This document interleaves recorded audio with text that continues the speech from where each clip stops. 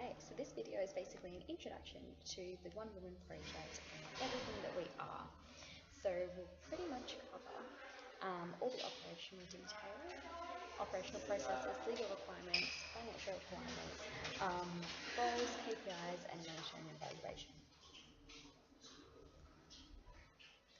Okay, so the first step is what is OWP. So we're a registered youth-led non-profit organisation dedicated to providing quality education without compromising promoting global gender equality. So we basically have 5 different areas of delivery. They're not relevant to every single state or territory. Some states and territories choose to prioritise some over others. All of that's perfectly fine as we value each area of engagement and education equally. So we've got the educational seminar series, which is usually an extended 8-week to 9-week, one night a week educational program run by our facilitators. It tends to cover various different topics and it changes every single semester in what topics will be provided. We have our in-school programs, so that can be things like once-off workshops through a particular high school. It can include things like ongoing programs once a week. So it can definitely vary based upon the individual school and what tailored workshop they can fit into their curriculum. Thirdly, we have our biennial conferences. So these are basically held mid-year, end of year. The mid-year one being the Brisbane Feminist Festival. Hopefully we're looking to expand that to other states and territories over the next few years. And the end of year being a quite smaller conference. We'll also see conferences occurring around International Day of the Girl in the ACT for 2017, which is quite exciting. Fourth, we have our outreach and engagement events. So these tend to be predominantly free events that are held either monthly or every 2 months and focus around a documentary screening, a panel discussion, a book club, very low-level engagement events that allow a multitude of different people to come and get involved in our happenings. And finally, we have our campaigns. So previously we have run online campaigns about safe sex and consent and about domestic and intimate partner violence. This year we'll be seeing a women's sport campaign run as well by ACT and Queensland combined. In terms of our legal structure, so we're a registered incorporated association, a not-for-profit organisation with charity status through the Australian Charities and Non-for-Profits Commission, and we also have a tax file number and Australian business number. We hold public liability insurance to the value of $10 million, and all current volunteers around both Australia and our international partners have working with children police checks and active blue cards valid within their respective state or territory. Now we're going to talk about roles, KPIs, and monitoring and evaluation. And I promise this sort of stuff, whilst dry, can be super fun. But first, we'll talk with our partners for some reason. So in terms of our One Woman Project partnered organisations, these are organisations that we have a set memorandum of understanding with, so with detailed key performance indicators set between these partners. We are partnered with the following organisations. So She Investments, which is a Cambodia-based microfinance organisation for women.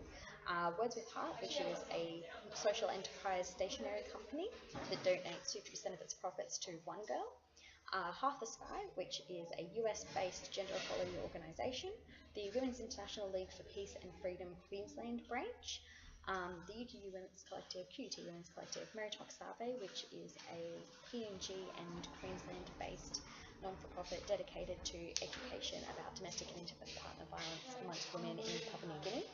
Sahili Designs, which is an Indian-based social enterprise that empowers Rajasthani women to basically create their own clothing and sell it to a wide international market. Diversity Careers, which is basically a job search agency that only promotes companies with strong pro-gender equality organisational structures and policies. And EcoPads Australia, which is another social enterprise that basically creates sanitary pad products for women all around the world and donates the profits to menstrual hygiene programs across the Asia Pacific and Africa.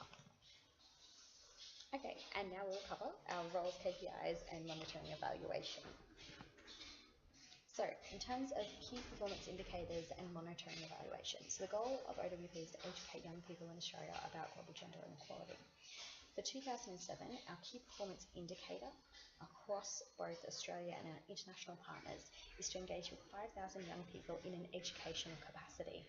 So this is predominantly through our in-school workshops, outreach and engagement events, seminar series, conferences and campaigns. Pretty much all 5 of our different areas are working towards this one goal of educating people and engaging with young people in an educational capacity. So how we're going to monitor and evaluate this is through our master list, which there is an entire video dedicated to teaching you how to use the master list, so make sure you watch that because it's the one most important thing in terms of our monitoring and evaluation. Through feedback forms, so both online and offline feedback forms following our events. There are templates of these feedback forms located in the sidebar of the OWP portal. So pretty much every event that you host needs to either have offline feedback forms available at the event, or if registrations were taken for attendance for the event prior to the event occurring, so through like Eventbrite or a similar hosting service, then online feedback forms can be sent after the date. And finally, through volunteer feedback. So this is having our volunteers actually actively participate in the feedback process and say what they actually thought worked, what didn't work, what can be improved upon. So there's that three different levels that will include both online and offline feedback and volunteer feedback in terms of evaluating the events and campaigns and seminar series and workshops and conferences that we hold. Finally, we have the various roles in OWP. So these vary across state to state, and some roles can be combined into one. So generally, there's the director, who could be the state director of that particular branch. They're in charge of strategic direction, long-term, looking forward, operational, logistics, that sort of thing, and making sure that everyone's on track to achieve our KPI of 5,000 engagements by the end of 2017. The deputy director is pretty much the HR manager of that particular state. So they're involved in volunteer recruitment, monitoring the self-care and mental health of volunteers, and providing volunteer training when necessary. Our CFO, we only have one chief financial officer across Australia, but under that we can have financial officers in various states. So usually this is combined into either the director or deputy director role, and the financial officer in each state is in charge of basically collating the budget for that particular state and passing it up to the CFO for final approval, sending through information for quotes and invoices, sending through information in regards to reimbursements, and also applying for grants within that particular state or territory. Then we have our basically operational and on-the-ground grassroots volunteer team. So that includes our facilitators, both for our seminar series and our in-school programs. Some states may also have a research officer or curriculum director and developer who assist the facilitators in basically getting the background research that they will be then presenting in the form of content. The outreach and engagement coordinators, they run our free and sometimes paid outreach and engagement events. Depending on which state, or each state, depends on how many outreach and engagement coordinators you may have. There's also the social media gurus, so that they are people who cover our Facebook, Instagram, blog posts, that sort of thing, as well as some states may have media officers, so that could be specifically focused upon our blog, for example, and providing blog content, or engaging with external media organisations and basically getting the OWP name and brand out there in a consistent manner. Some teams have a corporate engagement officer, so this is someone who's working towards perhaps a professional networking or peer mentoring program, or working towards getting our content to a standard where it can be delivered to corporate organisations in addition to high school and university students. We have our campaigns team, which develop the online and offline campaigns for the year. That was pretty self-explanatory. Some teams will have a high school interns and a high school intern coordinator. So those two roles fit quite nicely in assisting the facilitators with the seminar series or potentially with the in-school workshops. And finally, there's the conference team, which is in charge of delivering the conferences biannually each year. So that the size of that team varies. In some states, they don't have a specific conference team, and instead it's everyone gets on board, all hands on deck for one particular conference each year. So a lot of these roles are quite flexible in terms of their position descriptions and whether they exist at a state level. So just make sure you're aware of everyone in your team and what roles they fulfill.